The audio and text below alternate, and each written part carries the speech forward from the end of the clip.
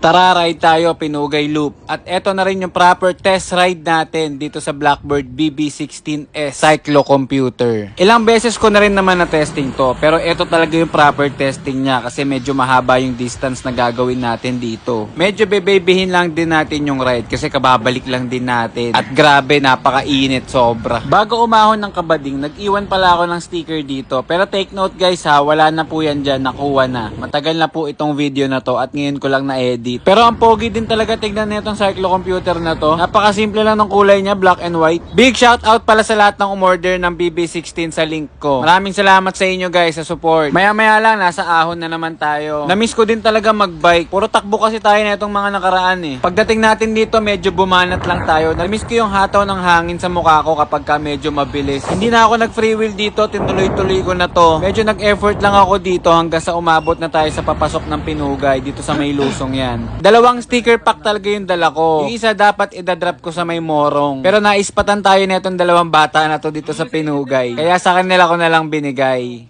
Mga random sticker lang ng mga tropa. Okay lang po tayo Hindi doon. na dyan ah. Shoutout. Gusto mo shoutout? Shoutout sa papa ko dyan.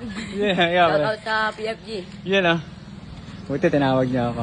O, ingat kayo ah. Salamat ka, ingat po Sige. na. So dito ko na tinuloy sa Teresa yung video. Medyo dumidilim na. Hindi ako gano'n nakapag-vlog kasi ang target lang naman natin is i-compare yung Blackbird BB16S sa IGP Sport na cyclocomputer natin. Nakauwi na tayo at ito yung comparison nilang dalawa. Sa Blackbird is 65.79 kilometers. Sa IGP naman ay 65.46 kilometers. Sa average speed naman ni Blackbird ay 23.3. Kay IGP Sport naman ay flat 23. Sa max speed naman ni Blackbird ay 62.2.